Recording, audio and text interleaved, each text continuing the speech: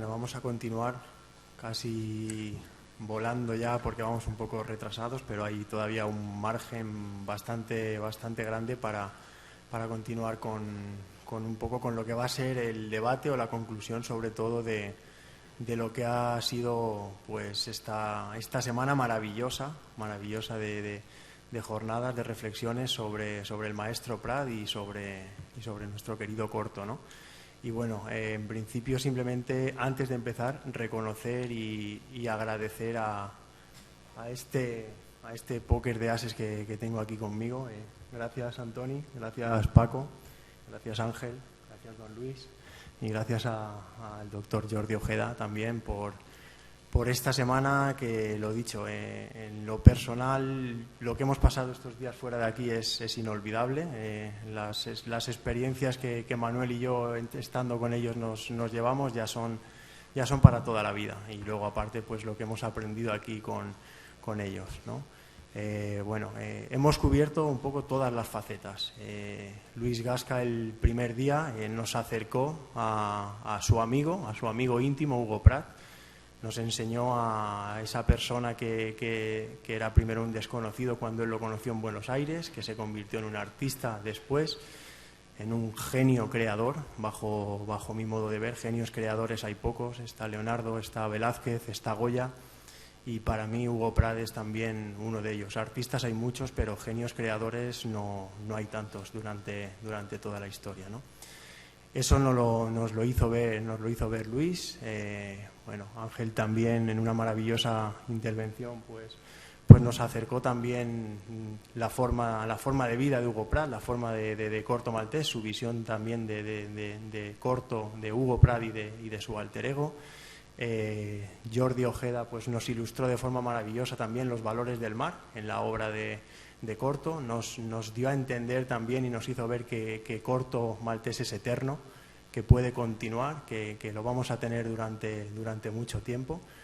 Y bueno, pues ahora también tenemos hoy el placer también de contar con Paco y bueno, con la magnífica, con Paco Camarasa, editor de Ediciones de Ponent, que ahora empezaremos también y podremos disfrutar de sus conocimientos, y por supuesto la magnífica intervención de Antoni Giral, que bueno, pues nos ha dado una tesis doctoral, bajo mi modo de ver, una tesis doctoral resumida, condensada por la falta de tiempo que teníamos un poquito, pero magistral a la hora de entender esa evolución en el grafismo, de cómo encontramos primero a un Corto Maltés o una obra en general de Hugo Prat muy detallista, como él muy bien ha explicado, muy basada en los maestros americanos, y cómo poco a poco va evolucionando también en la plástica y en la economía de medios, también precisamente por esa evolución que siempre, y por esa búsqueda continua que hay en el arte a la hora de encontrar nuevos medios de expresión. Y es algo que bajo mi modo de ver, el artista veneciano, pues Hugo Prat lo consiguió de forma maravillosa. Sin extenderme más, entramos ya en el tema que nos atañe ahora. Y es un poco también el sentido de los itinerarios cruzados, ¿no? de Hugo Prat y de Corto Maltés. ¿Por qué la evolución personal de Hugo Prat en su vida también se traslada a su personaje, y cómo de alguna forma se va evolucionando en Corto Maltés de lo que es el contexto histórico, de lo que es el contexto bélico, a un contexto en la evolución de Corto más onírico, donde predomina cada vez más la poesía, donde predomina la filosofía y las introspecciones que Corto Maltés representaba dentro de también lo que posiblemente para muchos de los que hemos seguido la obra de Hugo Prat es lo que le estaba ocurriendo a él también en los últimos años de su vida. De ahí el título de la conferencia, de la mesa redonda y el debate que vamos a entablar ahora, ¿no? El mito gana la partida a la historia en el fragor creativo de Corto Maltés. Es un poco como el mito va venciendo a la historia, y cómo Hugo Prat va cada vez profundizando más en esa introspección. A partir de ahí os lanzo un poco el guante a mis queridos expertos, y bueno, quiero ceder en primer lugar la palabra a Paco Camarasa Pina, sobradamente conocido por todos nosotros, a través de ser el editor de una editorial alicantina que ha llevado el nombre del cómic español a lo internacional, ¿no? por los diferentes premios y reconocimientos que él ha tenido en su buen labor, ¿no? Paco, Juan Buigues. Bueno, pues nada, buenas tardes y gracias por acompañarnos en esta famosa aventura que es hablar de Hugo Pratt y de Corto Maltés. Es que para mí Corto Maltés es corto, ¿no? Más conocido. Y yo en estos momentos lo que quería centrar es destacar dos cuestiones. La primera cuestión que más me gustaría destacar es que la última obra de Pratt, que es Mu, aparece en 1988 y nos tenemos que felicitar que en el 2015 aparezca Bajo el sol de medianoche de Rubén Pellejero y Canales, ¿no? ¿Por qué digo que nos tenemos que felicitar? Porque es un personaje que hace falta, porque es un personaje que representa lo que es la idea del antihéroe, pero la idea de un antihéroe romántico, caballeresco. Es decir, quizás estemos delante de uno de los personajes de la historieta más importantes del siglo XX, pero sobre todo me gustaría destacar dos cuestiones fundamentales. Para mí, yo no entendería a Hugo Pratt sin su alter ego Corto. Para mí sería incomprensible, por una parte. Eso es que quería dejar esa línea bien clara. Y también me gustaría utilizar lo que es el concepto de la metáfora de Ulises. No olvidemos que Hugo Pratt es un señor transhumante, es decir, es una persona que vive a lo largo de su vida, no solo en Italia, en Argentina,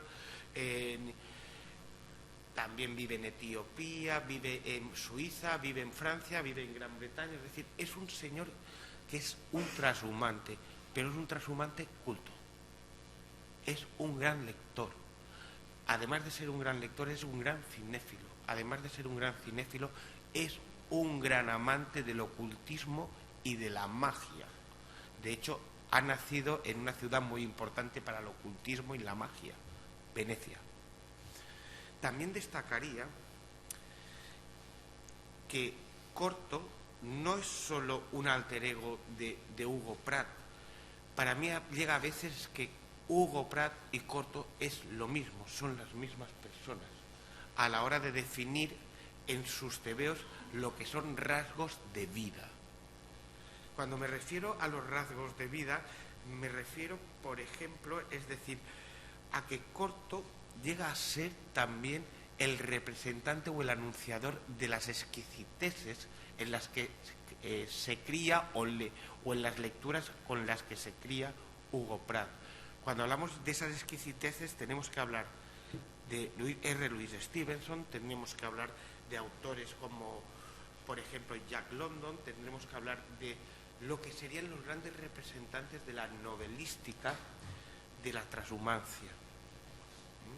También me gustaría destacar otra cuestión que entiendo que es muy importante. ¿Por qué en muchas de las obras, a pesar de ser ficciones, que pueden ser realidades, aparecen personajes de carne y hueso y que son reconocibles y que existen?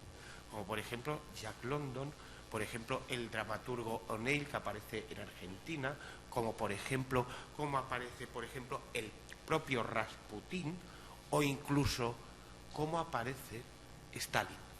No olvidemos que Stalin es un portero que aparece en una de las obras de Hugo Pratt.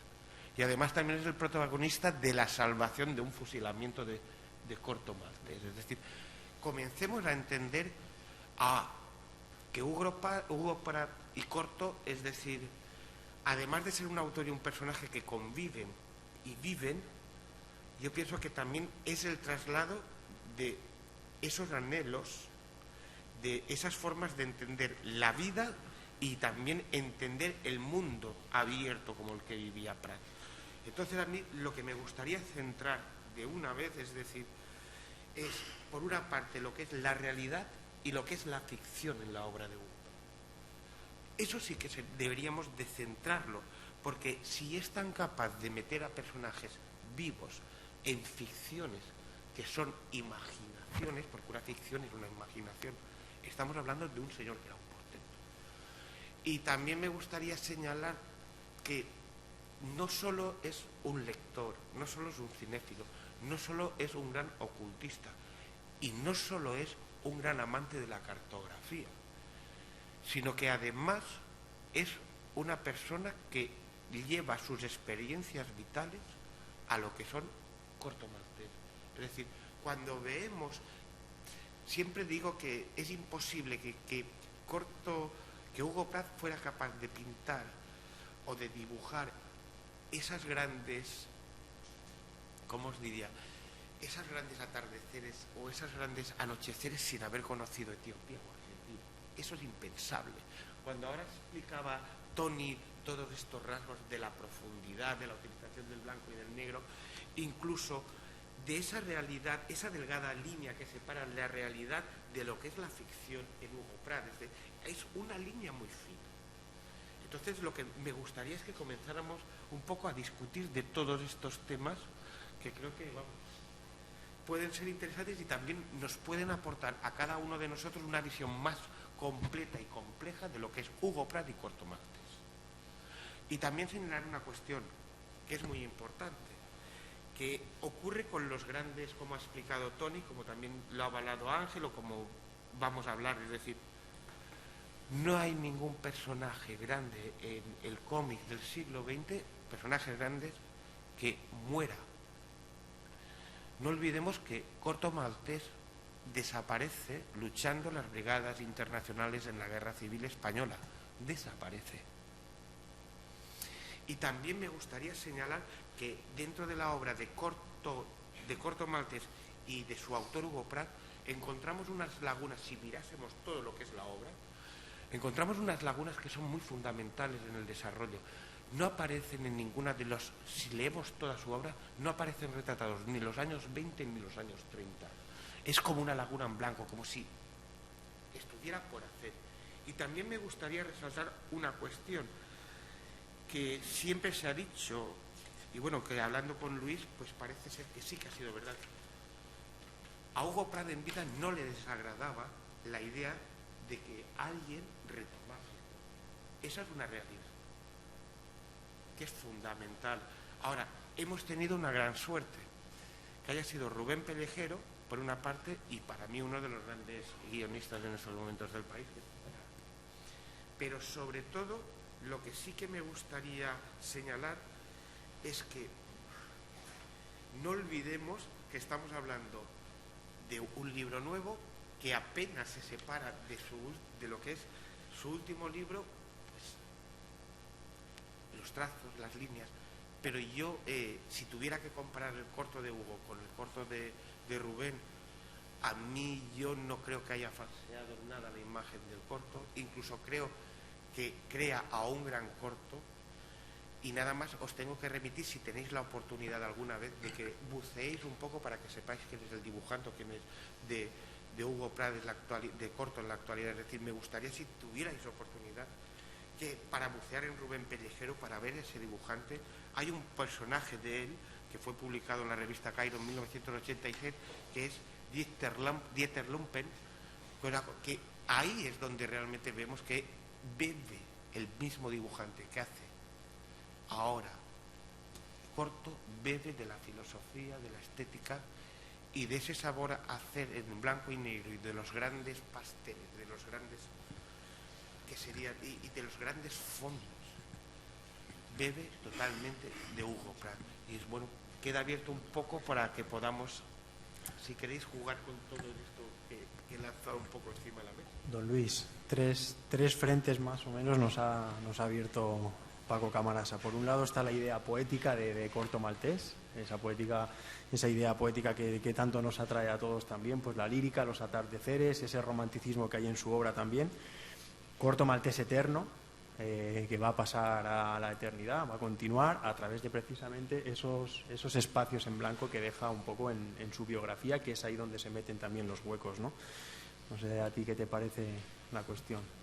La poesía, Luis, por ejemplo. Yo diría que resaltaría sobre todo de estas charlas de estos días la experiencia de un Alicante que me ha enriquecido mucho yo es que he aprendido, he vuelto a ver, he descubierto algo dentro de Corto Maltés y en general en la obra de Hugo Pratt y aún más en general en la historia del cómic, que me ha apasionado. Estoy todavía reaccionando e intentando asimilar, deglutir lo que ha sido la charla de hoy de Antoni Giral, porque esa fusión de lo que decía con las imágenes, muchas conocidas, otras escasamente conocidas, que es el siglo XXI, el poder analizar de esa forma la obra ajena, todavía, vuelvo a repetir, me falta el digerirla totalmente, porque está lleno de sugerencias. A mí me gustaría que en este momento, en vez de estar en las 8 y pico, estuviésemos en las 4 de la tarde, con lo cual se saca una conclusión, que es que estas charlas, como van a seguir, como estoy totalmente convencido que Alicante y los alicantinos merecen una experiencia como la que nos ha organizado aquí en un milagro de pocos meses Paco Linares, van a poder el año que viene, por estas fechas o cuando sea, ojalá que sea ya emblemáticamente por estas fechas, el poder aprender. Por ejemplo, la riqueza expresiva de Hugo, que claro, yo la reafirmo por las charlas con él. Algunas charlas las había olvidado completamente, intenté el otro día expresarlas, pero algunas las había olvidado. Por ejemplo, 2 temas concretos: la onomatopeya. Segundo, cómo he disfrutado viendo las huellas en el desierto, esas huellas de las pisadas en el desierto. Él, cuando hablábamos de este tema, lo había olvidado completamente. Él le llamaba vanitas vanitatis, lo efímero, lo que se pierde, lo que se olvida. Y no hay como las olas en las playas, llevándose restos y volviendo a limpiar y haciendo pristina la arena. Y en este caso, en el desierto, es realmente un hallazgo de él, como algo que a mí es de lo poco que en la obra de Pellejero no me ha, digamos, entusiasmado, no me ha gustado mucho, que es la utilización de las onomatopeyas en algunas páginas, unas onomatopeyas mezcladas con los personajes, que si es un recurso, yo he intentado analizar toda mi vida mucho la onomatopeya en el cómic y creo que es un recurso soberbio, pero no en este caso, porque a Hugo no le gustaba la onomatopeya. Algunas onomatopeyas, todas las que hemos visto hoy, que son una línea negra y el fondo de la onomatopeya es en blanco, no eran de él, era del editor. La onomatopeya que a él le gustaba y que es una constante y que la hemos visto hoy todo el rato, aparte de un par de bangs, es crack, el ruido del gatillo del percutor de un arma. ¿Por qué? Porque él tenía un gran fondo bélico y esto era para él la forma de reafirmar, aunque no lo necesitase, las imágenes. Hay otros momentos que hemos visto, sobre todo en sus últimas etapas, en sus últimos años, que es la utilización de las líneas cinemáticas para reafirmar las huidas y las peleas. Es graciosísimo, porque es que es como volver a los años 10 en el cómic primitivo, el codo, el hombro, esas piernas larguiruchas de las que hablábamos antes, de que hablaba Antoni Giral antes, casi rodean como un halo a la imagen y refuerzan esa espectacular imagen que tenemos. Has hablado de Antoni, de esas piernas largas. Muerto Hugo Pratt un día, no hace ya pues 10 años más o menos, pero ya con él fallecido, encontré en una revista que era un folletón por entregas para la juventud de principios del siglo pasado, encontré una imagen de un marino deambulando, es de 1908. Es lo que es lo que Paco antes nos comentaba en relación con la magia y todas las raíces mágicas de Hugo, es como una premonición. Probablemente él no lo vio nunca, pero yo esa imagen la tengo, la guardo, la conservo, porque es piernas largas por encima de todo, pantalones, naturalmente eran los pantalones de los marinos, no es que ni él lo descubría ni el de 1908 tampoco en esta revista infantil, pero que se convierten, claro, cada autor crea su personaje, le reviste de unos esquemas, de unos gestos. El tabaco, ese tabaco que hoy estaría completamente negado. Ningún editor iba a publicar un cómic nuevo con que el protagonista esté todo continuamente fumando. Está prohibido. Hay que pensar que el pobre Morris con Lucky Luke lo que sufrió, porque le quisieron quitar de todas las viñetas, hubo que borrar el que fumase. Parecía que no era correcto, cuando todavía no estaba la locura en este momento contra los fumadores. Yo no lo soy y lo puedo decir, me parece vergonzoso. Todo esto es lo que hemos estado descubriendo estos 3 días. Esa fusión de imagen, de texto, los comentarios. Ha sido, por ejemplo, para mí, odio ese adjetivo, pero lo debo utilizar aquí, gratificante, la reacción de los oyentes. Es decir, es que no he parado. Desde que hablé, primero porque me preguntaban de qué vas a hablar, y luego cuando terminé de hablar, las llamadas que he tenido en el hotel, educadas, no de madrugada, sino a horas, digamos, en que uno está ya despierto, a partir de las 9, preguntándome, inquiriendo más, queriendo saber de muchos de los que están en este momento, enfrente mío en este momento. Me parece que tenemos una obligación de luchar por que continúe en el tiempo, porque así comenzó, hasta que se prostituyó y se perdió el espíritu de Buenos Aires, el de Río, el de San Paulo, el de Bordiguera, el de Luca. Todos van cayendo, no digamos Barcelona y Angulem, que es el vender y vender y conseguir que se le dedique el libro al comprador. Y en cambio las mesas redondas, las discusiones, este calor, yo lo definiría como de mesa camilla que hemos vivido aquí, ese calor hogareño de discutir, de comentar, es algo que estoy seguro que Paco Linares Micó va a luchar por que tenga una continuidad. Y desde luego estoy seguro que todos los que estamos sentados en esta mesa, que somos realmente los últimos monos en las decisiones y en las cosas que se hagan aquí, le vamos a apoyar completamente, porque realmente el hacer 3 jornadas como estas, contando con los amiguetes para que nos lleven en el coche, para intentar sacar de debajo de esas piedras que hemos visto hoy, que Hugo Pratt dibujaba con una línea negra y luego una mancha, aquellas famosas manchas que él utilizaba, las manchas negras, que hay unas páginas antológicas de avalanchas de piedras, que realmente es auténticas obras maestras del cómic y del pop. Todo eso es lo que debemos de ayudar, y que los medios de aquí, y naturalmente los que puedan aportar algo más que buenas palabras, tienen una obligación. La ciudad lo merece, de verdad. ¿Un aplauso a Paco? Claro que sí.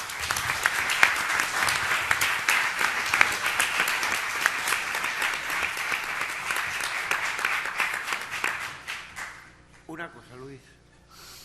Estabas hablando de las... Estabas hablando del tema de las onomatopeyas, que es muy curioso. Es decir, yo entiendo que en estos momentos el cambio que hay entre el nuevo Hugo, el nuevo corto, y el antiguo corto, es fundamental lo que acabas de definir de las onomatopeyas. Pero no hay que olvidar una cosa básica. Es decir, corto con Hugo es corto el dibujante, es Hugo el dibujante y el guionista. En este caso, si Rubén se ve abocado a utilizar tanto la onomatopeya, es porque hay un guionista, que no es igual como la forma... Estamos hablando de 2 mentes y 4 brazos. Pienso que Canales es el que introduce esa entrecomillada, utilización de la onomatopeya tan excesiva en este corto, este nuevo corto, pienso, es decir, para mi gusto, pero lo que es después la exquisitez en los que se trata, por ejemplo, lo que es la estética de Prat, lo que es, por ejemplo, el dibujo, la misma utilización del blanco y negro, esa velocidad, ese tempo veloz que meten las viñetas Hugo Pratt, que es un tempo veloz que lo adquiere del cine, porque no es posible ese tempo tan veloz que tiene el Pratt en su corto. Yo creo que eso, si hiciéramos una comparación entre lo que es la obra de Pratt y la actual, veríamos que hay más similitudes, hay más enganches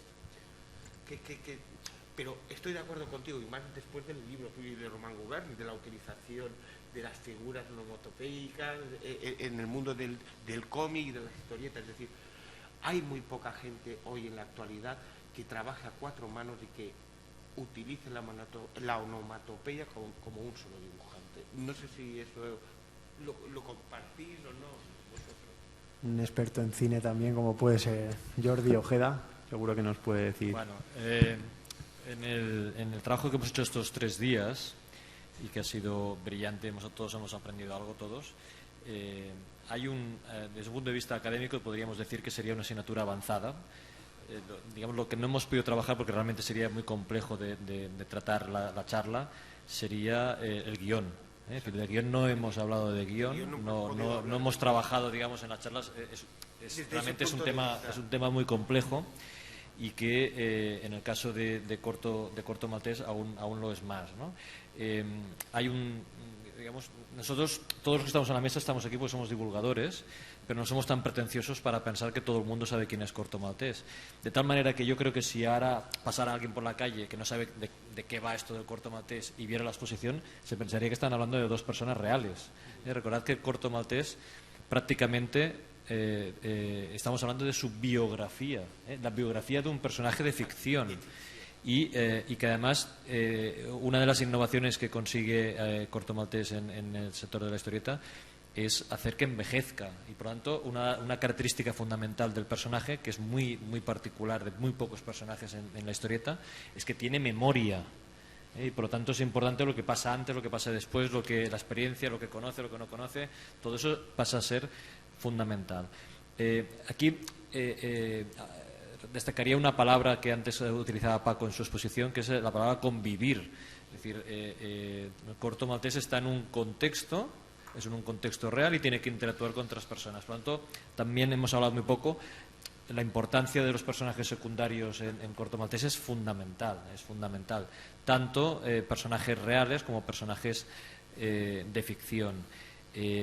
También yo creo que otro tema que digamos que es muy complejo de explicar es, sobre todo yo creo que en un momento de estabilidad, que eso apareció ayer también con la charla de Ángel, yo creo que en un momento de casi, yo diría, de estabilidad económica, de tranquilidad, no sé si decirlo, profesional, él experimenta también, él experimenta en la forma de expresarse, y que, digamos, él está ya pues sobrado, digamos, con su experiencia, su publicación y tal, y se permite la posibilidad de experimentar en la narración, ¿no? Cosa que, por ejemplo, ahora los autores nuevos nunca en la vida, en el primer álbum, se atreverían a hacer algo extraño, digamos, en la exposición, porque nos parecería raro a todo el mundo, ¿no? Pero claro, digamos, Hugo Pratt necesitó 25 años, digamos, para poder experimentar, ¿no? Entonces, yo creo que eso es parte del valor del personaje, y parte como yo decía ayer, parte del encanto que al final acabamos teniendo también al personaje ficticio, en teoría, de Corto Maltés. Para mí hay una parte que es muy definitoria de la especificidad de propio Hugo a la hora de llegar a esa simplicidad en el guión. Es porque está Héctor. Si no, es incomprensible. Es decir, si no tiene a una gente como Oesterheld, es imposible. Es decir, si no mama con un Solano, con un Muñoz, es decir, si no está en la Academia Panamericana, que está con el Brecha impartiendo clases, es decir, es que esos vasos comunicantes son muy importantes. Sí. Hugo Pratt es un discípulo claro, digamos, del uso de lo que se conoce como el principio del iceberg, que lo definió Hemingway en su forma de trabajar, y que lo explicaba siempre. Que Hemingway decía que tú tienes que trabajar 10, pero que solo se vea 1. Pero para poder hacer 1 tienes que trabajar 10, ¿no? Y entonces, en el caso de Corto Maltés es muy evidente, hay un trabajo detrás de histórico, de documentación, de detalles, es decir, que a veces hemos dicho estos días que hay que leer Corto Maltés más de una vez. Pues alguna de las veces que lo leáis hay que leerlo con lupa, porque podéis mirar hasta los botones que llevan los militares en su obra, ¿no? Es algo impresionante. Pues ese principio del iceberg, digamos, ha facilitado que hoy estemos hablando de él, ¿no? De que ese ejercicio, ese trabajo que él hace de preparación, luego lo vemos en una simplicidad, sin palabras, en viñetas que no tienen texto, ¿no? Y todo eso es gracias a un trabajo, digamos, anterior importante de preparación del guión, ¿no? Puede haber ahí una parte desde luego. En relación con el guión y Prat, para mí es tan bueno Prat como dibujante como guionista. Y la clave es algo que no se adquiere investigando. Es decir, un dibujante tan recientemente que fue la semana pasada, hablando con él sobre balleneros vascos en tierras americanas, sobre todo en Canadá, me comentaba cómo había ido de universidad en universidad, de archivo en archivo, investigando para dar verosimilitud a sus historias sobre balleneros. Me parece encomiable, me parece maravilloso.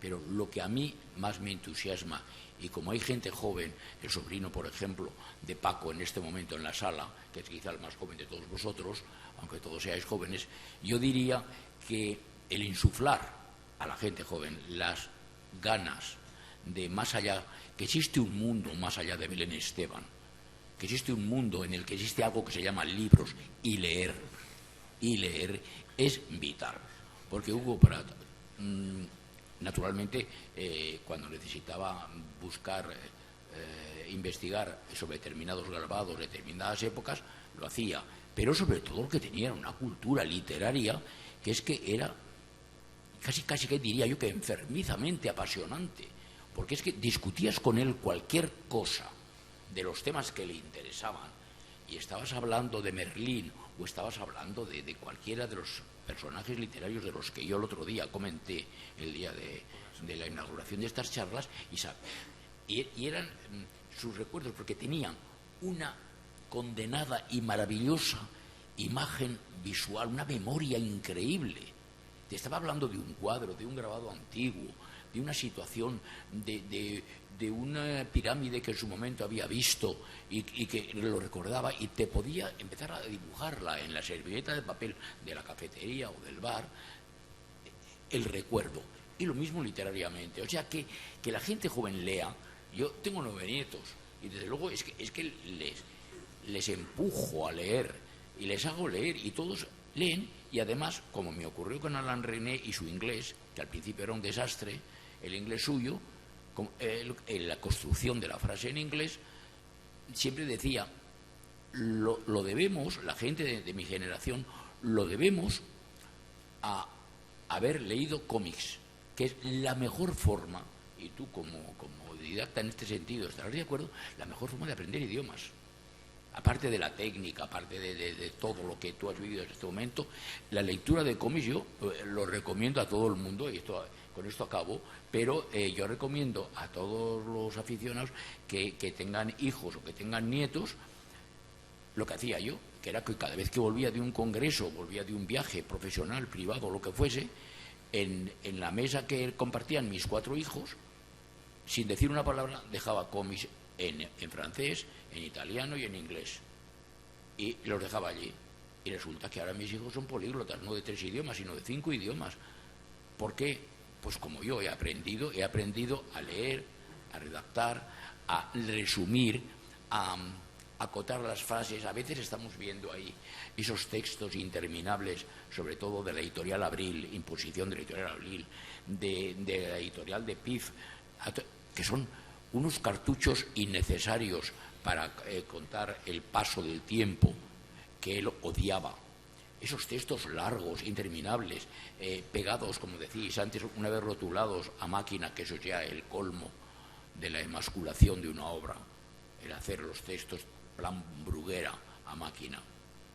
Todo esto es lo que tenemos, esa antorcha pequeña pero enérgica que debemos pasar a las generaciones actuales y posteriores, que bastante van a tener que vivir en otros mundos de los que es mejor no hablar en este momento, en otras situaciones, que el cómic que no sea solamente una puerta de escape a Mu o a un territorio o a un mundo o a un imperio perdido, sino que sea la pasión, vuelvo a repetir y perdonar que insista, la pasión por leer.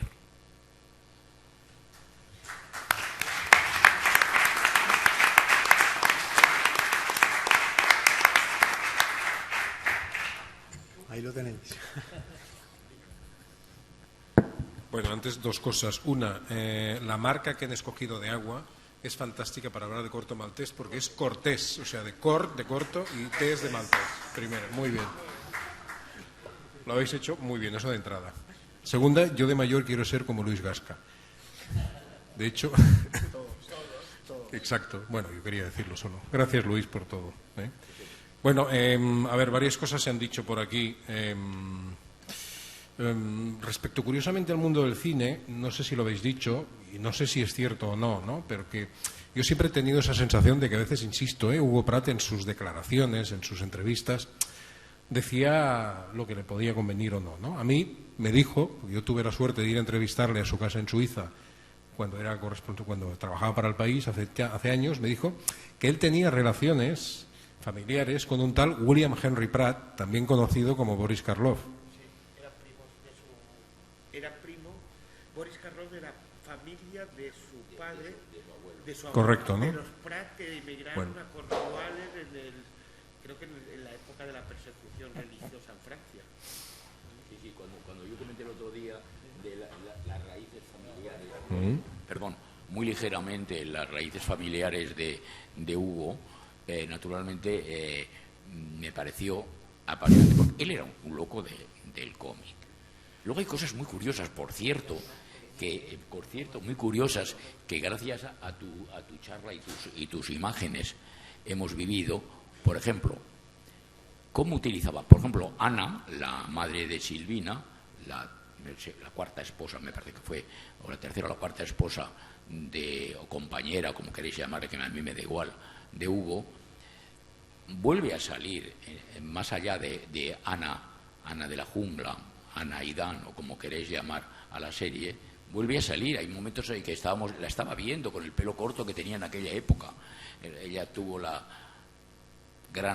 fue gran amiga mía, aunque la traté poco, pero intensamente, y estaba feliz de que su compañero, dificilísimo compañero, porque Hugo era realmente un hombre de tal vitalidad que seguirle el paso era muy difícil, me refiero desde el punto de vista sentimental o de compañía, pero vuelve a salir. Y luego había otra cosa que me he dado cuenta al ver, vuelvo a repetir, ese es el valor, el poder de la imagen, que es en el caso de Henry Pike, porque cuando el otro día, antes de ayer, hablaba yo de Esterheld, en el año 68, cuando él, la primera vez que le conocí, me comentaba la documentación que él, naturalmente, para crear aquellos guiones tan soberbios, tan llenos de acción, necesitaba. Y Henry Pike era Ernie Pyle, era alguien que existía, que había vivido.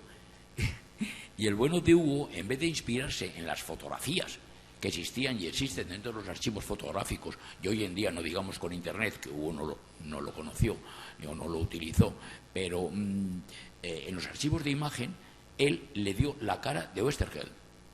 Y si miráis determinados planos, no los planos medios, pero en los planos de primeros planos y superprimeros planos de la obra, es Oesterheld. Está la nariz aguileña, los rasgos acentuados que él, Hugo, siempre lo seguía Por eso ha sido apasionante ver el antes, el paralelo y el después de Hugo en cuanto a grafismo. Es decir, que Noel Sickles, Milton Caniff, Alex Toth, todos ellos tenían algo en común, que por favor, que haya alguien el día de mañana que investigue eso, que es, por ejemplo, los pómulos. Las rayas en los pómulos, que eran rarísimas. Los entrecejos, esas chicas que tienen... se cabreaba mucho conmigo, porque yo le decía, es que pintas muchas veces las chicas con cara de tortilla de patata. Porque, y lo mismo los japoneses, esas caras planas grandes con mofletes. Todo eso está en todos ellos. Es un caldo de cultivo común para todos ellos. Y vuelvo a repetir, los universitarios, los que tenéis la suerte de poder formar a la gente, tenéis una verdadera obligación de utilizar ese medio de creatividad increíble que tiene el cómic.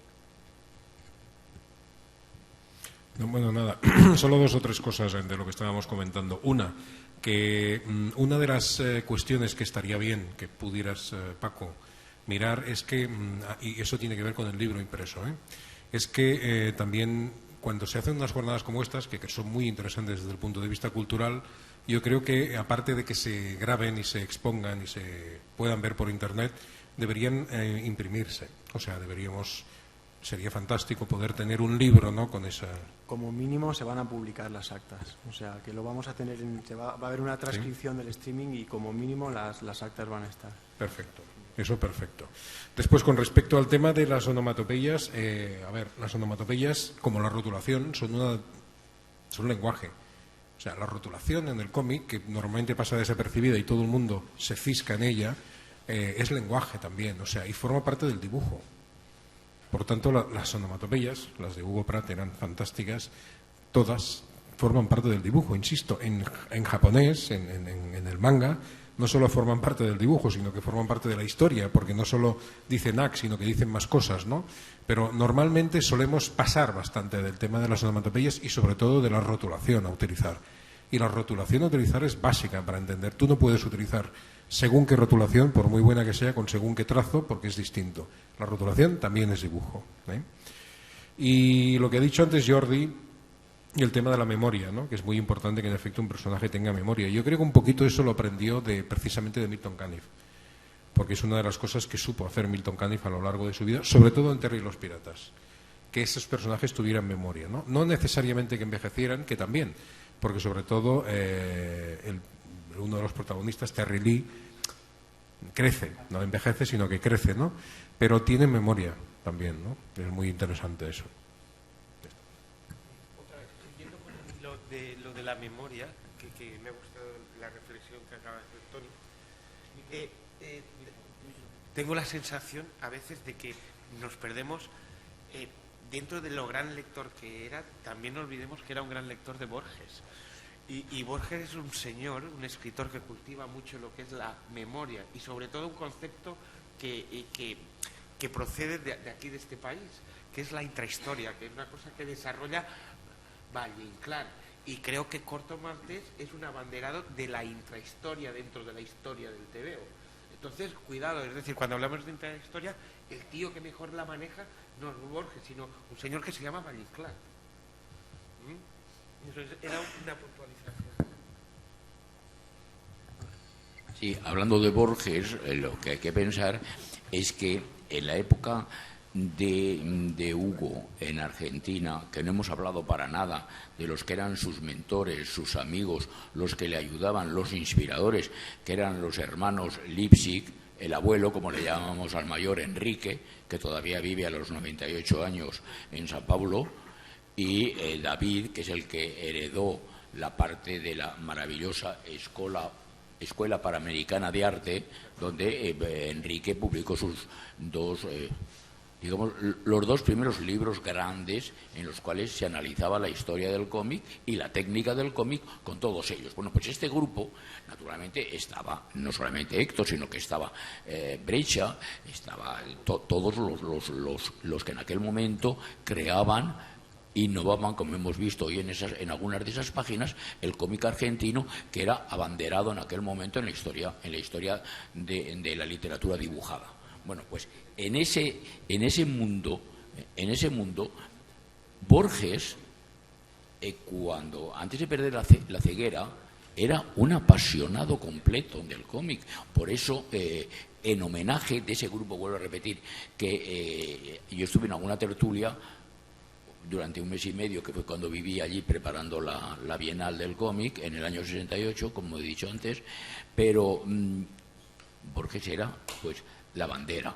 Como posteriormente fue Umberto Eco, del que hemos visto, por cierto, en lo de Antoni, hemos visto la primera página de Steve Kenyon, que el bueno de Humberto lo utilizó en su maravilloso texto en Apocalípticos e Integrados.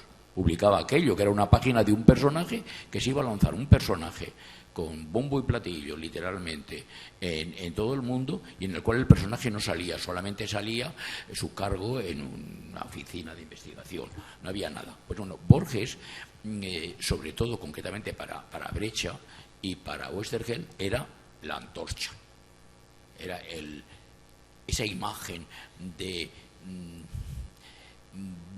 digamos, archivista, lector, preservador de la memoria, salvador del texto escrito.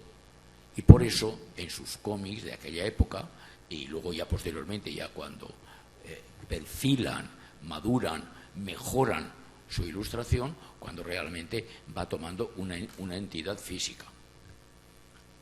Una cuestión que quería plantearos, subrayando un poco todo lo que ha salido con la cuestión de la onomatopeya y los guiones, que como planteaba Jordi es una cosa que se nos ha quedado un poco quizá pendiente. Y la reflexión que yo quería haceros también es, se la hago un poco a Ángel, a ver también qué opina en ese sentido, porque se habla de la onomatopeya, de los guiones muy elaborados, pero tampoco hemos comentado nada de los silencios en toda la obra de Prat, ¿no? Hay una obra que es Jesuita Joe, en que las 10 primeras planchas, las 10 primeras páginas, no sé si son 10 o 12 las 10 primeras, no aparece una conversación, no aparece un diálogo, ¿no? Y eso es una cosa también mágica en la producción de Hugo Pratt, y se ve mucho en la poesía en corto maltés, que en la exposición arriba hay varias viñetas donde no se dice nada y la imagen lo dice todo. La imagen, por ejemplo, de corto maltés con Shanghai Lee, que es una viñeta que tenemos arriba, que solo se están mirando, es una despedida romántica, como se comentó creo que ayer también o anteayer, y las mariposas que hay entre ellos lo están diciendo todo. Y esa parte de corazón roto que puede haber entre ellos, ¿no? Y los silencios, ¿qué pasa con esos silencios, Ángel? Claro, porque es que él...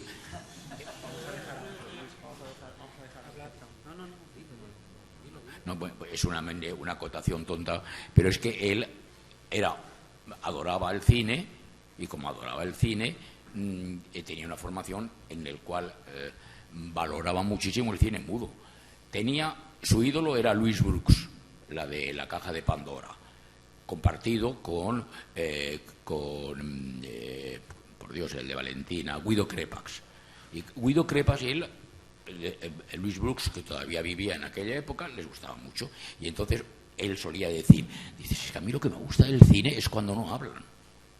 Dice, entrar en cámara a Louis Brooks paseando, entrando, dudando, no sabiendo lo que comprar, incitando y provocando a la gente, para él tenía más valor que la voz, que la palabra. Y por eso hay páginas como esas en las cuales pues no existe texto. Pero ya son las 9:15. Vaya, yo que quería convertir esto en histórico, una mesa redonda donde ha estado Ángel de la Calle y no ha dicho nada. Eso hubiera sido, de verdad, los silencios. Antes quería decir una cosa sobre algo que se dijo antes, el guión. ¿Alguno de vosotros ha visto una foto o ha visto a Hugo Pratt con una máquina de escribir? Los guiones se escribían entonces, claro, en máquinas de escribir. ¿Alguno lo ha visto? ¿Sabéis cómo es el guión de Un verano indio? Lo dibujó entero. Se lo dio a Manara dibujado. De hecho, Lele Vianello le dijo, ¿y tú por qué no lo pasas a tinta y ya está? Digo, joder, voy a dibujar 100 indios en una viñeta, que los dibuje Manara. No escribía, los guiones no estaban escritos a máquina, no, los dibujaba y hacía puntitos y cosas. Por eso su forma de hacer guiones era la forma de hacer guiones de un dibujante que se los va a dibujar él. Hay dibujantes que no hacen eso, como Carlos Jiménez, que los escribe como si los fuera a dibujar otra persona. Miguel Anso Prado también hace eso, pero la ventaja es que lo cambias y nadie te dice nada si lo has cambiado. Él siempre tenía muchos problemas con Oesterheld, porque Oesterheld, que era un escritor popular, es decir, cobras por palabra, cuanto más palabras escribes, más dinero cobras, pues escribía mucho. Y Prat siempre tenía con él el problema que habíamos hablado, ¿no? que contaba el otro día. Escribía tanto que no podía dibujar nada Prat y le pedía que dibujase 100 indios. Aparte de que Prat tenía muchas cosas que hacer, que andar dibujando ahí indios, claro, era complicado. Entonces Prat trataba de arreglarlo. Y en cuanto pudo, como hablábamos el otro día de los dibujantes franceses de los años, principios de los 70, se quitó aquello de en medio. Fijaos que en una de sus múltiples peleas, cuando se viene y crea Sargento Kirk, él se trae el material de Argentina. Le quita el nombre de Oesterheld porque se habían pegado, lógicamente. Bueno, Oesterheld hacía cosas que a un dibujante no le gustarían. Y esto nos enlazaría con otra cosa que, como no quiero ser polémico, no voy a hablar. Y es, Oesterheld hizo una cosa. Escribió Sargento Kirk para Hugo Pratt y se convirtió en el éxito, junto al Eternauta después, pero primero el Sargento Kirk de la historieta argentina. Era lo más vendido, lo más buscado, lo más querido. ¿Y sabéis qué hizo Oesterheld? Claro, cuando tiene mucho éxito algo, ya sabéis lo que quiere un editor. Hagamos más. Y claro, llega un momento que Prat, aunque era muy rápido, ya claro, cuando dibujaba 30 cuadritos al día, o sea, 30 viñetas, ya no le daba para más, aunque tenía ayudantes, como por ejemplo un español que se llamaba Juan Cruz, que le pasaba tinta, con el cual se pegó, como era Prat, inevitable que no se pegase. Pero bueno, ¿qué pasa? Pues pasa que Oesterheld puede escribir muy rápido, y como puede escribir tan rápido, trae a otro dibujante para que también haga Sargento Kirk. Eso a Prat, con el ego que tenía, lo mató.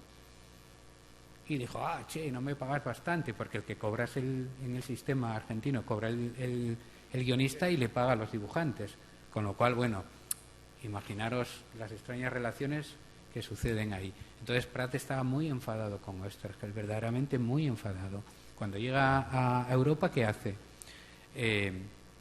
Coge y le quita el nombre a Oesterheld. ¿Qué es lo siguiente que hace? Recorta las viñetas y le quita los textos. ¿Y qué es lo siguiente que hace? Los traduce él. De tal forma que los que hayáis leído Sargento Kirk en España, en esa edición que ahora ha sacado Norma y en la anterior, pues estaréis viendo unos textos que han sido escritos en el original argentino, traducidos al italiano y quitados todo lo posible para que fueran más modernos, porque habían pasado muchos años, desde el 68, 67, 68 al 51, me parece que creo, 53, no recuerdo ahora, Sargento Kirk, han pasado años y el cómic se ha ido quitando de palabras. Y entonces, ¿qué hace Prat? Escribe lo que él quiere en italiano, menos lo que le parece. ¿Qué pasa luego? Que eso se publica en Francia. Viene un traductor francés y traduce lo que ha escrito en italiano Prat al francés. Y luego, ¿qué sucede? Que lo compra Norma, contrata a un traductor que traduce del francés lo que ha traducido del italiano, bla, bla, bla. O sea, que lo que estamos leyendo y todo parecido con lo que escribió Oesterheld, alguna casualidad. Bien, ¿qué sucede? Prat quita el nombre de Oesterheld. Coge Sargento Kirk y veis Sargento Kirk, Hugo Pratt. Ernie Pike, Hugo Pratt. Hugo Pratt decía, y no le faltaba razón, que cuando un cómic salía, una vez se hizo famoso y esto se empieza a ser publicado, una vez tiene éxito, dicen todo lo anterior también, que es, si ponía el nombre de alguien más a su lado, como Alberto Ongaro en La Sombra, que es el guionista de otro de sus cómics, La Sombra, que no hemos visto ahí, pero que está muy bien, se vende menos. Cuando pone Hugo Pratt se vende más que si pone fulanito y Hugo Pratt. Entonces es la excusa perfecta. Hombre, no es la excusa perfecta para no pagarle al guionista. Y no le pagaba. Es cierto que era Hugo Pratt. Cuando vuelve en un momento dado durante la dictadura y ya ha desaparecido Oesterheld y le hacen una gran exposición en Buenos Aires. Y él va a la viuda y le da dinero. Y mueve todo lo que pudo mover dentro de que era Hugo Pratt para intentar saber dónde está Oesterheld, porque Oesterheld estaba desaparecido. Ya estaba muerto, pero estaba desaparecido, como sabéis. Como decía Videla, no están muertos, no están vivos, están desaparecidos, no existen. Pues en ese momento, y Pratt hizo lo que pudo. sucedió una cosa muy divertida en la inauguración de la exposición. Como sabéis, el gran amor de su vida fue Gisela Dester, con la cual no estuvo ni casado, ni fue pareja, ni nada. Fue el gran amor de su vida. Dice la hija, que en esa exposición, en la inauguración, fue Gisela Dester. Y él no la reconoció. Este es el toque romántico de esa historia. El guión. Pero es que, a ver, yo os lo decía, esto forma parte del Hugo Pratt veneciano, no del Hugo Pratt legendario. ¿Por qué hace 12 páginas mudas en Jesuita Joe al principio? Las hace porque siempre tiene una discusión con el editor. El editor de Jesuita Joe es Sergio Bonelli. Y Bonelli siempre se estaba metiendo con él porque decía: tío, llenas de texto las viñetas, eso ya no es así, escribes mucho. Y eso que él procuraba escribir poco, porque como trabajaba por el mercado francés, le tocaba traducirlo a su mujer Ana, que era la que sabía francés, él sabía tal. Conocemos la historia de la disputa que tuvo con Bonelli, pero al mismo tiempo, aparte... Y entonces él dice, sí, no, escribo mucho, espera, vas a ver cómo yo soy capaz de sin escribir una palabra, hacer una historia. Y lo hizo. Y hace 12 páginas y luego Jesuita Joe no habla casi nada. Y le dio magia a Jesuita Joe en el inicio de la historia. Pero lo de las historias de las viñetas mudas generan un problema, que ahora ya las usamos todos, porque las buenas ideas no tienen copyright, para desgracia de las asociaciones estas como la SGAE de derechos de autor. Tú inventas algo y te lo copia todo el mundo y la idea es buena y ya no hay forma. Ahora ya las copia todo el mundo, ya eso, yo qué sé, lo hace muy bien Comés, por ejemplo, todo el mundo. Cuando lo desmontas, cuando haces lo que hemos visto ahí, de coger las páginas y convertirlas en 10 páginas más, y eso ya no funciona. Cuando Steiner, en la primera página que pusiste, el otro dice, era un borrachín de mierda, ¿qué coño haces? Y Steiner se queda con la cabeza baja y mirando para abajo, lo está contando todo. Es un tipo que pudo serlo todo y no fue nada. Y es suficiente esa viñeta. Y eso él y nunca se había hecho. Eso lo hace él. Y bueno, luego es que la realidad en esa viñeta, ¿a quién se parece Corto Maltese? Corto Maltese ahí se parece a Clint Eastwood y a Blueberry. Fuman igual. Cualquiera que leyese Blueberry sabe que fuma como fuma. Se lo copió descaradamente. Y cómo es, claro, es el Spaghetti Western esa página. Era lo que en aquel momento estaba funcionando, porque lo que decía ayer es que después de ese montón de profesores universitarios y tal diciendo Conrad, Melville, no se leyó Moby Dick seguro, y no se leyó a Conrad probablemente.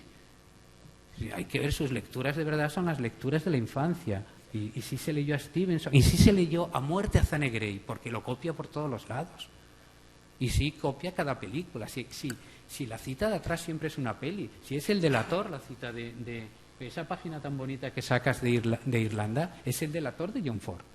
Está haciendo lo mismo, irse debajo del cartel y encender un cigarro. Eso es el delator, y eso es lo que está. Y lo que hay detrás probablemente no sea Borges, sea la estrategia de la araña de Bertolucci, que es la historia del traidor y del héroe, que por supuesto tampoco la inventó Borges. Entonces, y yo creo que a Borges no sé cuánto le leería. Probablemente él trabajaba en una revista que a veces publicaba los cuentos de Borges en segundas cosas, que era Beailea, donde hacía muchas ilustraciones. Probablemente ahí lo leyese, pero no era un lector, porque entre otras cosas Borges en esa época que él está allí tiene muy pocos lectores.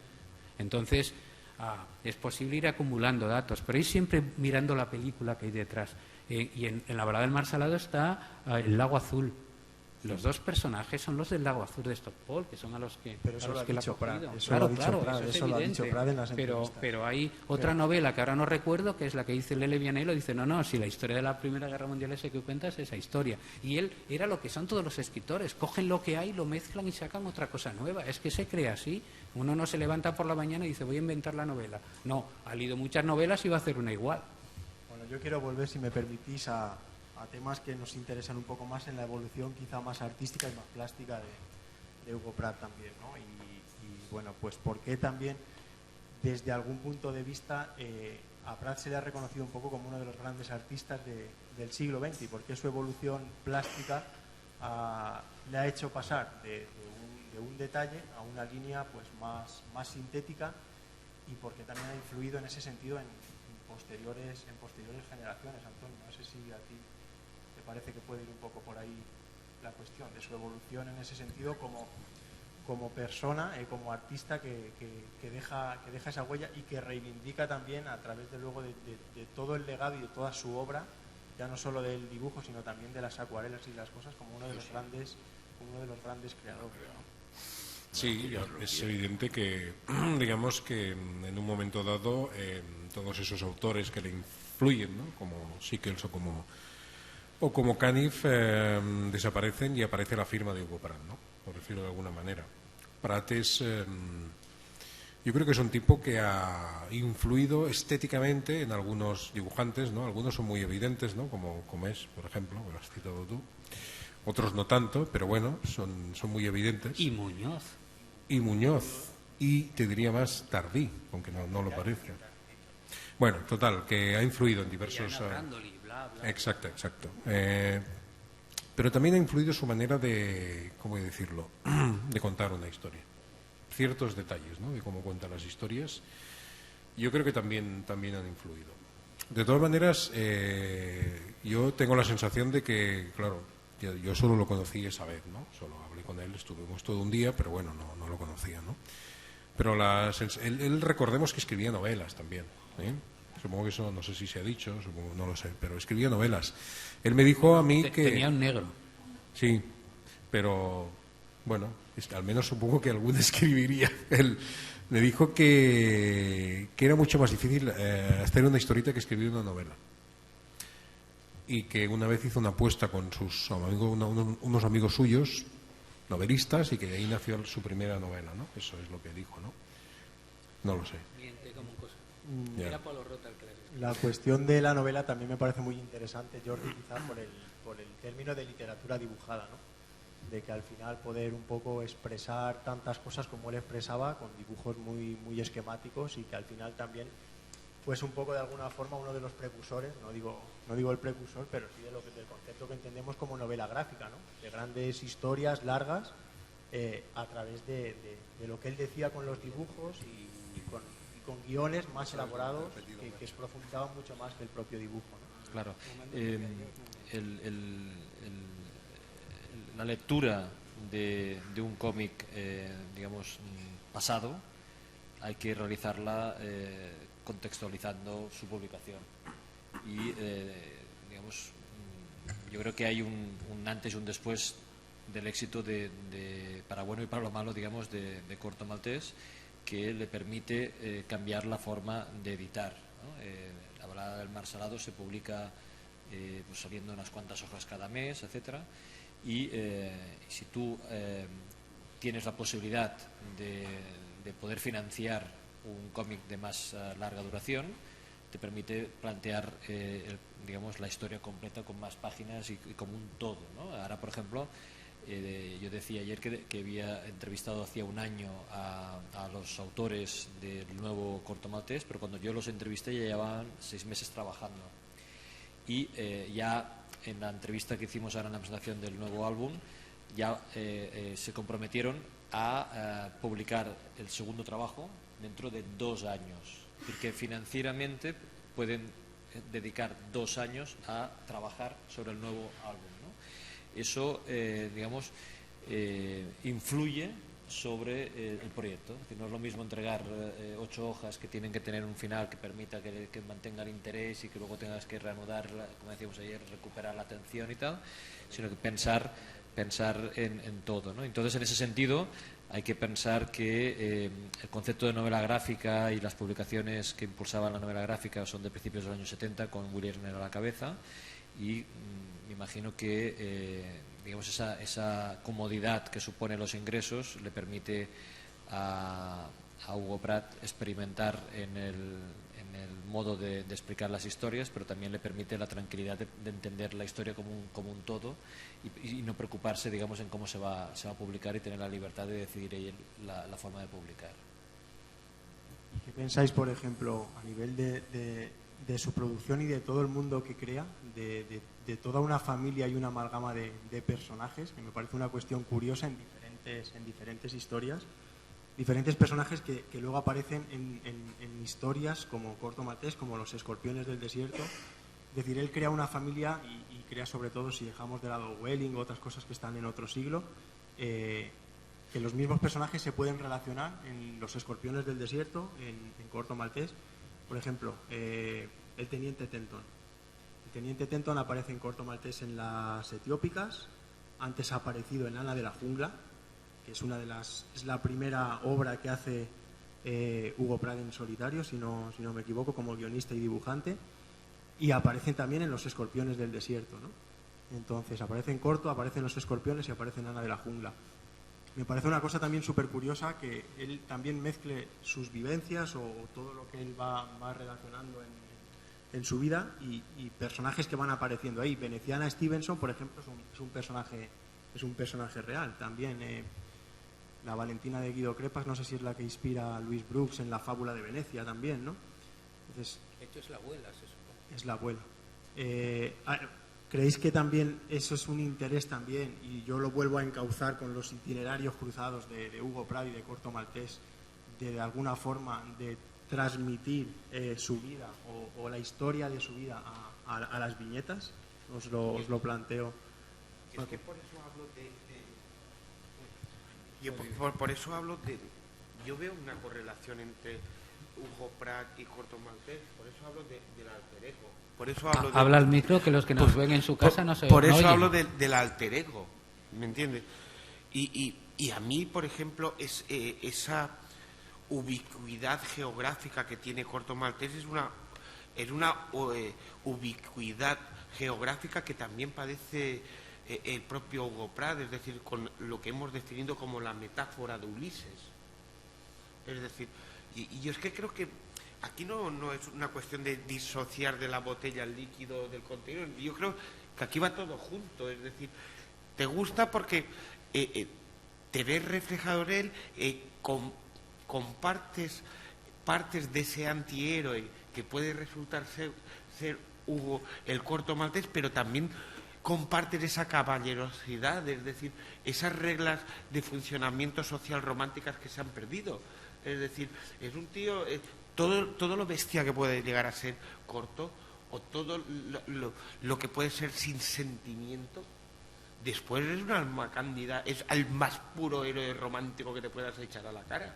Es decir, de hecho, es una de las bases que creo que Canales sabe utilizar muy bien en la nueva entrega del Corto Maltés, que lo sabe jugar muy bien esa cuestión de estirar ese romanticismo del propio autor. Y no olvidemos que si algo de icono nos queda del propio Corto Maltés es el valor que imprime de antihéroe, pero de un antihéroe que tampoco es un antihéroe, porque al fin y al cabo es el héroe y protagonista de todo lo que ocurre en sus historias. Lo que más veo. Jordi, ¿vas a decir algo o no? Vale. Vamos ya un poco justos de tiempo, no, lo siguiente, con lo cual por ahí pido disculpas también, porque a mí me encantaría, y sé que a vosotros también, que pudiésemos continuar. Y también quiero, antes de que acabemos, de los asistentes, que si alguien, por supuesto, quiere hacer alguna intervención o alguna pregunta a estos, con todo el respeto del mundo, vacas sagradas de la cultura del cómic, con todo el respeto del mundo, por favor. Por favor, si alguien quiere también pues hacer alguna intervención o plantearles algo, pues es ahora el momento. Tenemos un micro que podéis preguntar algo si queréis. Yo sí quería decir un par de cosillas mientras perdís la timidez, que ya, caray, solo es levantar la mano y os hacemos caso, o sea que no es muy complicado tecnológicamente hablando. No, yo quiero decir que esto es un tema de la emoción. La razón es muy complicado traerla aquí. O sea, te gusta esto porque te gusta y te va a gustar siempre. Si tú lo que pasó es que te enamoraste de Corto Maltés. Yo es que me gustaba a Corto Maltese antes de haberlo leído. Yo solo había leído las notas que llegaban porque no estaba publicado en España y ya me gustaba. Y cuando ese señor publicó en Burulán, en el Globo número 5, un mes o dos antes de que saliera el primer tomo, lo de Concierto en Do menor, a mí aquello me pareció lo más maravilloso del mundo. Y es un tema de la emoción, del enamoramiento. Y cuando tuve la primera balada del mar salado en la edición francesa, en la primera edición francesa de Casterman, lo flipé en colores. Tanto lo flipé que la tuve que vender al poco tiempo, y no la tengo. Era jovencito y tenías, claro, trapicheos. pero si lo razonas, hay cosas que no tienen ningún sentido. Por ejemplo, en esa página que citaba como los efectos de Raccord, que se acaba ahí, pero es que hay que ser muy torpe, hay que ser intelectualmente un intelectual torpe, porque si tú no ves que en la sexta viñeta se está volviendo a coger la gorra que se le ha caído, yo como lector entendí perfectamente que al darle el golpe la gorra se le fue al carajo, como cualquiera que se pone un sombrero y da un giro y se te va. Pero los intelectuales no, los expertos en historieta dicen, no se enteraron. Esto pasa como los expertos en cine, fueron a ver La Diligencia y aquí hay un fallo de Raccord, hay un momento en que la diligencia se pone no van los indios por un lado y la diligencia por otro. Yo lo vi con todos mis compañeros de cole que nos llevaban allí un sábado por la mañana y ninguno de mis compañeros, y teníamos todos 11 años, pensó en ningún momento que la diligencia se había puesto a perseguir a los indios. Todos teníamos claro que los indios iban persiguiendo a la diligencia. En ningún momento, pues los críticos intelectuales y sabios de cine pensaban, no lo entendieron, creyeron que había momentos en que hay que ser torpe. Quiero decir que si tú no pillaste el tema es un problema, porque todos los lectores lo cogieron, porque Prat no quería perder nunca la viñeta, nunca quería perder al lector, era un lector habitual a lo popular, y eso yo creo que lo hacía, y en esto se ve muy bien, y es un tema de la emoción.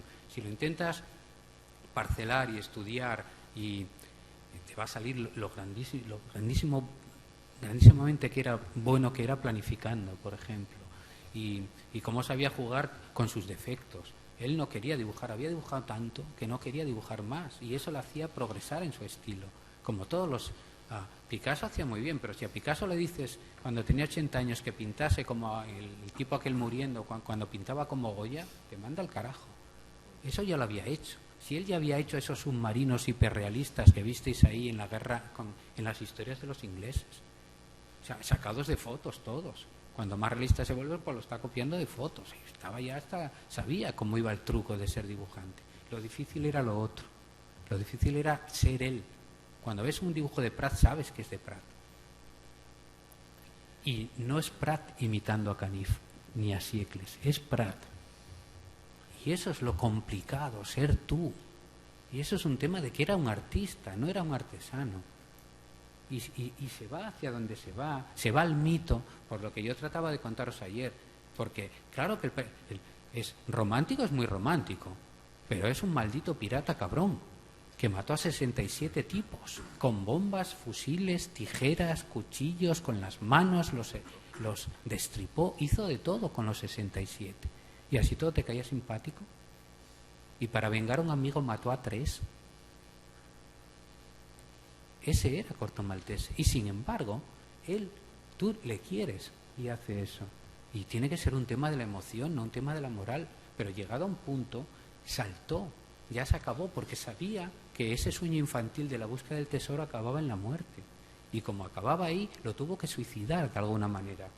Y se pasó al mito, y hizo las helvéticas, y lo mandó al mito de tal forma que le hizo beber en la fuente de la eterna juventud, que es lo que pasa ahí. Y por eso rejuvenece 10 años. Y en Mu ya está buscando lo que buscó al principio. Y caramba, cuando hizo Mu ya sabía que se iba a morir. Y quería cerrar, y empezó ahí. El secreto de Stan Bantam, yendo a Mu, y lo cerró yendo a Mu.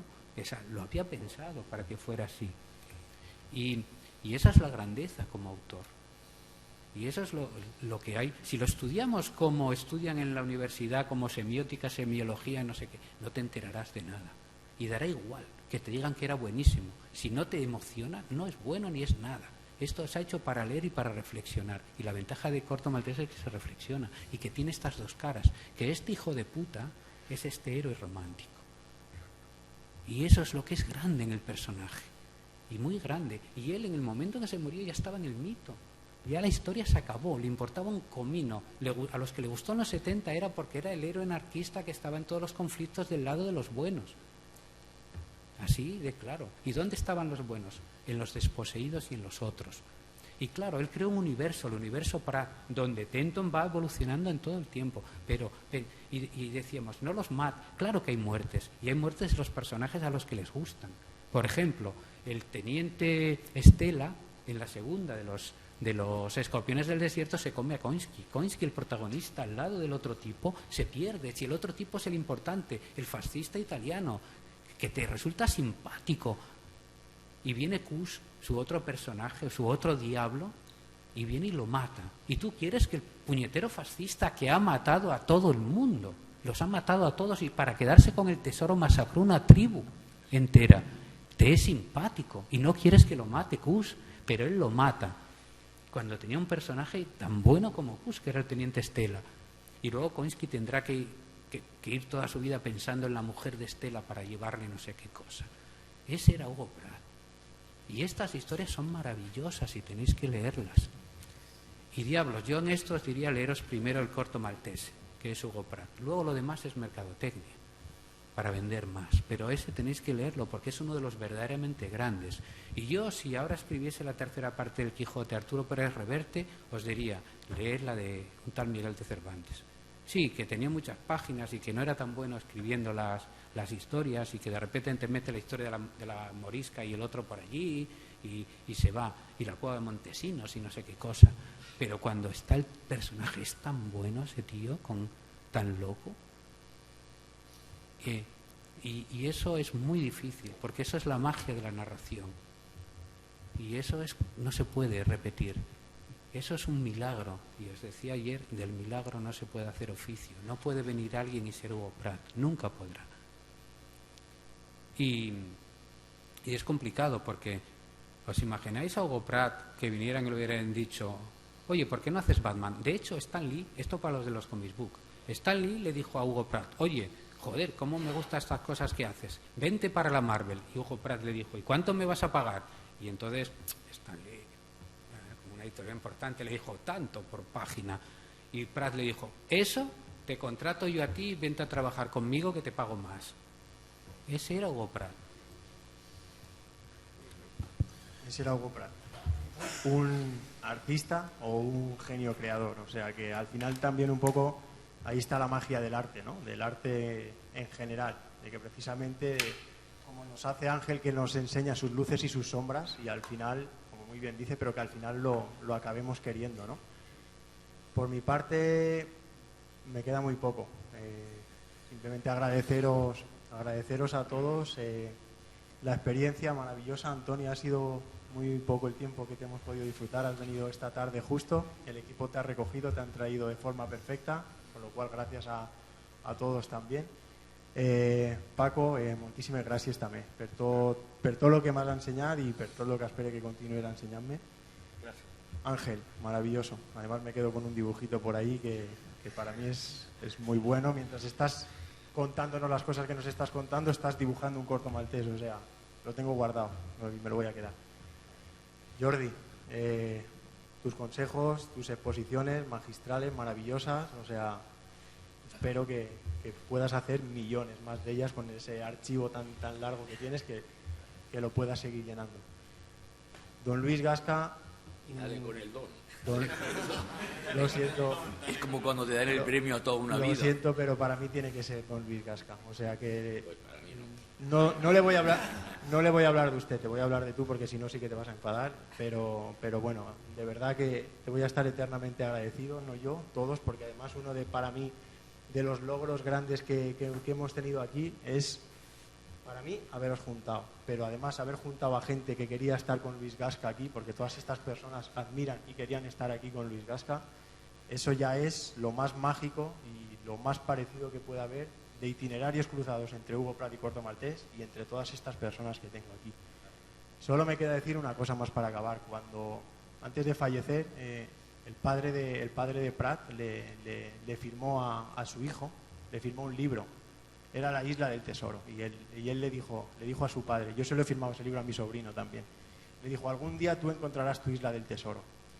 Yo solo quiero decir que gracias a vosotros y gracias al público asistente que hay aquí, yo ya puedo decir que he encontrado mi Isla del Tesoro. Muchísimas gracias a todos y bueno, que os vaya bonito a todos en la vida. Muchas gracias. Gracias, Paco.